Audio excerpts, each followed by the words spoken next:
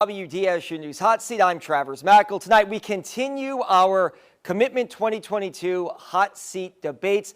A big one, the race for Municipal and Traffic Court Judge. We did one of the other races here at Municipal and Traffic Court about 2 weeks ago. Now we have one of the two races on the ballot. Two people have qualified for this race. Incumbent longtime judge Mark Shea, thanks for being here. Thank you for having me. And one challenger, Garrick Russ. Mr. Russ, thank you as well for being here. Both lawyers, both obviously want this seat on Election Day next month. We have a lot to get to, a lot of big issues, as this is a court that is one of the busiest in the state. Just to let viewers know, Municipal and Traffic Court handles all misdemeanor offenses, DUIs, and a lot of domestic violence cases in the city of New Orleans. We're going to start with opening statements. You each have 60 seconds. We go alphabetically. So, Mr. Russ, you have 60 seconds to make an opening statement. Well, thank you, Travers, for having me. I'd like to thank you and, most importantly, the viewers. Allowing me the opportunity to tell you all a little bit about my candidacy goes a long way. I am running because I believe that it is time for change in New Orleans Municipal and Traffic Court Division D. I believe that we should have public servants who are full-time servants and not servants during a re-election cycle. I want to bring change through transparency and fairness, and I look forward to talking about my candidacy because I think it will benefit the people of this great city of New Orleans. And so I ask for your support and your vote on November 8th. Thank you. Thank you, Mr. Russ. We should point out to the viewers, if you all hit the minute mark, a buzzer will go off. It's good you came in under a minute. Judge Shea, you have 60 seconds to make an opening statement. And thank you again, Travers, for having me here today to talk about the important issues as it relates to Municipal and Traffic Court and the citizens of New Orleans. I am currently the judge in Municipal Court and Traffic Court Section D. I'm running for re-election. The race is November 8th. Early voting starts October 25th. I was elected in 2009 to the Traffic Court and served in that position until 2014 when the Traffic Court and the Municipal Court merged. I have now served from 14 to the present as a Municipal and Traffic Court judge. I ran on the platform that I would bring accessibility, accountability, transparency, diversity to the bench, and I'm proud to say that has been the hallmark of my time on the bench. As you said, it is one of the busiest courts in the state, and sometimes we're always on the go. So it is a busy court. So it takes someone with experience, someone with judicial experience, to run the court. There would be no learning curve in my division. I'll hit the ground running. All right, right at 1 minute. We like that. All right, let's start off with this question for you. You have 60 seconds. It's a big topic in the city of New Orleans. It's made national headlines. The mayor and the police chief want to essentially deputize citizens to go out on crime scenes. Some of those cases are going to end up before whoever wins this race at Municipal and Traffic Court. What are your thoughts in 60 seconds on civilians participating in police duties, and can that work in the city of New Orleans, or will you all, as a judge, have to bounce some of those cases out? For me first? Sure, you're 60 seconds up. Yeah. I believe that we do need civilian involvement in some of those cases, but it would strictly be, as we have now, some ex-police officers doing minor traffic accidents. I think civilians can do quality of life issues, where if it's somebody who hasn't cut their grass or somebody who has garbage that hasn't been picked up. I think anything beyond that, I think you do need a police officer to because you never know. We saw what happened just in that eviction proceeding the other day where guns were pulled, and so I think putting citizens in that situation is probably not the best. All right, same question, Mr. Rush. You have 60 seconds. What are your thoughts about civilians doing police work? Because some of those cases will come before Municipal and Traffic Court. Absolutely. Well, as you know, Travers, we have a downward spiral in crime. And so the police force they have their challenges because of the dwindling force. And so I believe that it is vitally important to find alternative methods to keep this city moving forward. And so I believe that if we deputize the citizens to handle some of the affairs that you would find typically police officers handling, I think it's a great idea. We just have to make sure that we appropriately train these individuals in terms of evidence collection and making sure that they completely document the file so that when they come to court, the evidence can be presented by the prosecutors. And so I think it's a great idea. I think that we should give it a shot to help out this city and help out this community because, again, the police force is one that is dwindling. All right, let's start this question with you. 60 seconds. Let's talk DUI cases. Obviously, that was the role of traffic court, but now that you all, whoever is elected judge, if you're re-elected, or Mr. Russ, if you're elected, will handle municipal and traffic type offenses. We'll start with you, Mr. Russ. DUIs, how will you handle repeat DUI offenders? A lot of people feel there's not enough pushback, there's not enough punishment for repeat DUI offenders. What is your plan for that in 60 seconds? So I'll tell you, I've worked in municipal and traffic court for 16 years, 14 of which I was a prosecutor. And I believed in getting the job done. And so this is my idea, Travers. I believe that we should penalize those who come to the court repeatedly. As a prosecutor, I always looked at the facts and I looked at the evidence. And I made my prosecutorial call on that particular instance alone. And so it's vitally important to take every case on a case-by-case basis, but we can't approach it with the cookie-cutter approach. Now, we do prosecute misdemeanors, and so once a person hits a second offense and comes back on a third, we generally, once we find out what their record looks like, if it is in fact the third, we send it over to the state. And the state, of course, has stiffer penalties, but we've got to give the people the help that they need because, of course, it could be a medical issue in terms of an alcohol addiction. So we've got to pay attention to that. All right, Judge, same question, 60 seconds. If re-elected, what is your plan? How will you deal with multiple DUI offenders that come before you? Well, I will continue to deal with them as I've done for the 13 and a half years I've been on the bench. When someone pleads guilty to a DWI, I have one of my clerks run their rap sheet. So before I sentence that particular individual, I'm aware of whether that's a first, second, third, and sometimes we have 5 and 6 offenses of previous histories. And the law now requires that on a first and second offense, we have to put them in jail. We can suspend the execution of the jail sentence, but depending on the level of intoxication at the time of the arrest, whether there's an accident, whether they've had histories of previous arrests, I tend to be on the hardest side of the scale, because it is a sliding scale. It's up to the discretion of the judge to sentence him. And hopefully with different aspects of probation, we can prevent somebody from coming back and being a repeat offender. All right, 60 seconds. We'll start this question with you. What is your plan to get people to show up for court without having to hit them with a high bond that keeps them in jail? Obviously, too many attachments go out. It's not good for you. It's not good for the court. It's not good for the citizens. What's your plan to get people to show up to the court? Well, you know, as a judge, there's really not much I can do. When presented with a case before me, at the end of the day, if people have not shown for whatever reason, because of obligations to family, to jobs, to whatever else it may be, I look and see whether that person was served to be there. If they're not served, then I hit a button on my computer that says they failed to appear. Now, if it's a case with a victim or a DWI or more serious offense, then I issue the attachment because they failed to show up. The problem is that the system is too easy going on the people who don't show up. There's really no consequences now with the lack of police officers, where they used to be arrested for not showing up. Officers are writing failure to appear summonses. So now, as opposed to one case in municipal and traffic court, they have 2 cases. They have the initial case and the failure to appear summons. So it's something has to be done, but it's something a judge really can't control other than issuing the attachments, and hopefully people will learn that when they don't show up, there are consequences. All right, Mr. Russ, same question. If elected, what is your plan to try to end that backlog of attachments and get people to show up without issuing a high bond? Yeah, that's a great question. I believe that there is more that the court can do. And in fact, I have presented an innovative idea that I believe will help with not allowing those cases to accumulate.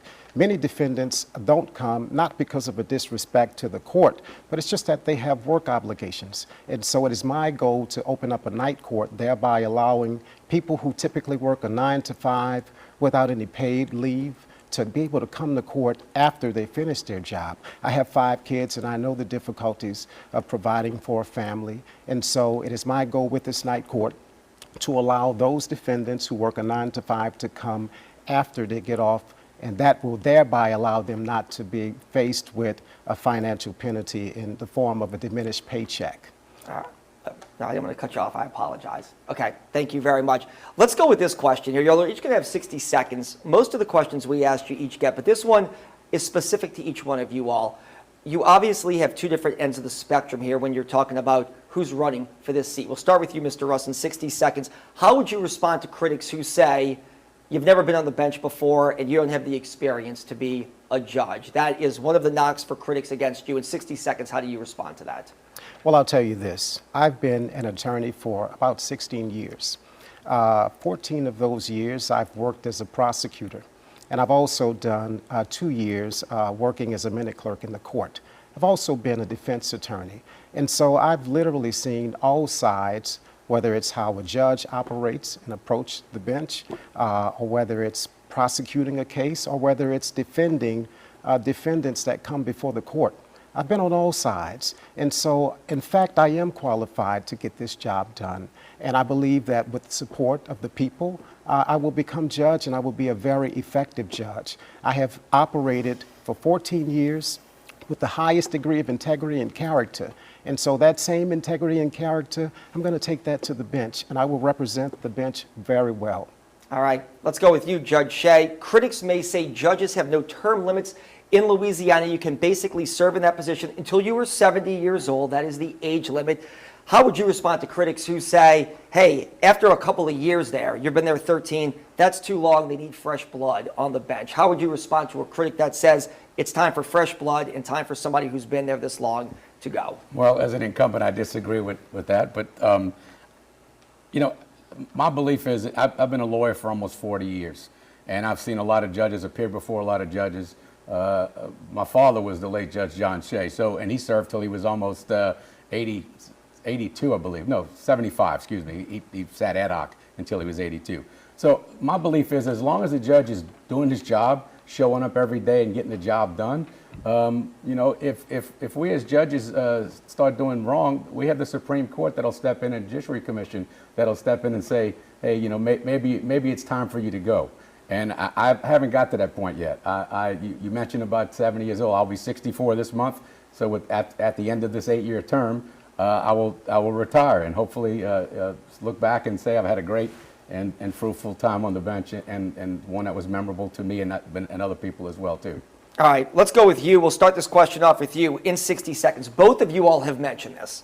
There are not enough cops in the city of New Orleans. It is an issue right now with getting cops who are already overstressed and overworked trying to fight crime to come to court and testify. What is your plan, if elected in 60 seconds, Judge, to get cops to come testify at a time that can be convenient for them where they're not on the streets working? Well, when I first started, when it was more particularly with traffic offenses, when a police officer wrote a ticket, he wrote tickets for a particular day. So that was his court day. So he'd sit there at whatever time designated on his subpoena and would sit there the entire day. So if there was any trials needed, that police officer was available and ready for trial. The problem we have is not on the judge side, but also on the prosecutorial side, is having cops or police officers who work nights and have to come to court at 9, 10 o'clock in the morning when most of the time the cases are pled out anyway. If there's really a case that we've tried to resolve it and it has to go to trial, then the subpoenas will be issued. It's now through Court Notifier. They get an email in their email system. And if they don't respond to the email, then the sergeant will come in and say, you need to be here at that case, and they usually respond at that point. So, you know, it's a balancing act. I mean, you can't have police officers sitting in the court when the case isn't going to go to trial. When we know there's going to be a firm trial date, they'll show up. All right, Mr. Russ, in 60 seconds, what is your plan, if elected, to get police officers to testify when it could be convenient for them, because as we have just been talking about, there are not enough police in the city of New Orleans? Absolutely. As I've indicated, the force has dwindled. And so we've got to open up a line of communication, as I have done in the past as a 14-year prosecutor. We don't want to penalize the police officers by reporting them for not appearing, but they have to understand that if duty calls, then they must appear. One of the things that has been floated about for the last 3 years is virtual court. And I think with virtual court, which is coming soon, we will be able to work around those scheduling conflicts. But what has happened in the past is we do allow police officers to pick the date that's most convenient for them so that they can make it in court on all of the tickets that they have written. All right. Mr. Russ, let's start this question with you. Mental health is a big topic right now. Having gone through the pandemic, mental health cases are on the rise in the city of New Orleans. In 60 seconds, if you're elected, give us a plan, hopefully a cutting-edge plan by both of you all, of how you can deal with mental health cases, because so many people who appear for misdemeanor offenses are struggling with mental health. You have 60 seconds first. Sure. So mental health is just what we say it is. It's a mental health issue. It's not a criminal issue. And so it's important for the judges to understand that, and I can guarantee you that whenever a mental case comes across the bench, I will ensure you and the people of this great city that we will monitor that. We have social workers. We, in fact, have a mental health court, community court, and a homeless court. And so we just have to find ways to improve what's already in place. And I believe with this mental health court, if we put a diversion component to it and track them on a monthly basis to ensure that they are fulfilling the requirements, that is getting treatment, then we can, in fact, divert their case once they get the help that they need. Because, as I've indicated before, it's not a criminal issue, it's a health issue, and we have to learn how to distinguish between the two. Judge Shea, 60 seconds. What is your plan if re-elected to deal with so many mental health cases that people are dealing with mental health, but they're also charged with municipal and traffic crimes? Well, we as the judges in municipal court have seen that, and we now have 4 specialty courts currently in place. We have a mental health court, a homeless court, and usually the homelessness goes with mental health and mental health goes with homelessness. We also have a crossroads court, which is the court I preside over, which is a sex trafficking court, and we have a truancy court. But recently the court applied for and got an $800,000 grant to start a community court, which is, we can have wraparound services actually in court. And we've been working on this for about 4 to 5 years to finally get the funding for it.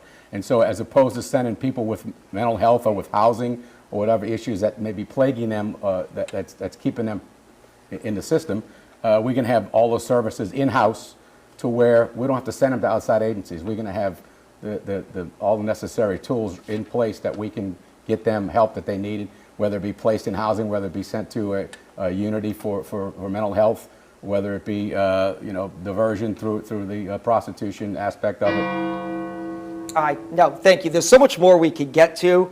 Unfortunately, we are running out of time. Like a good movie, we want to give you all a chance to make a strong close here. So we're just going to go right to a 60-second closing statement. Since we started with you, Mr. Russ, this time we'll start with Judge Shea. So you have 60 seconds to make a closing statement. All right. Well, I want to thank you again, Travis, for having me here today to be able to talk about the issues that are relevant in the municipal and court and relevant in this election. I'm proud to say that yesterday the New Orleans Bar Association released a judicial poll, and I garnered 89% of the votes cast by the members of the New Orleans Bar Association, coupled with my political organization endorsements and my elected endorsements. I think it's proof positive that I'm doing the right job on the bench. And so I want to continue to finish the job I started, and I would ask the citizens of New Orleans to please vote for number 60, Judge Mark Shea, on November 8th. Early voting starts October 25th. Thank you.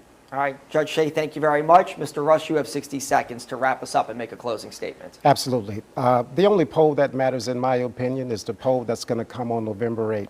Only 205 people voted in that poll that Yana talks about. But this is what I want to say. My family has been involved in community service for quite some time.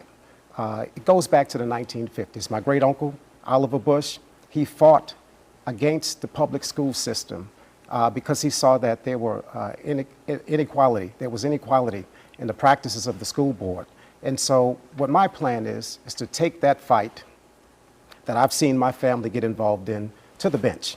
I will be fair, I will be accessible, and I will represent the people of this great city, because this is about public service, not self-service. And I can assure you that I will serve the public for my full term. I am excited about this race, and I ask for your support and your vote on November 8th. Early voting starts October 25, and my ballot number is number 59. Thank you all.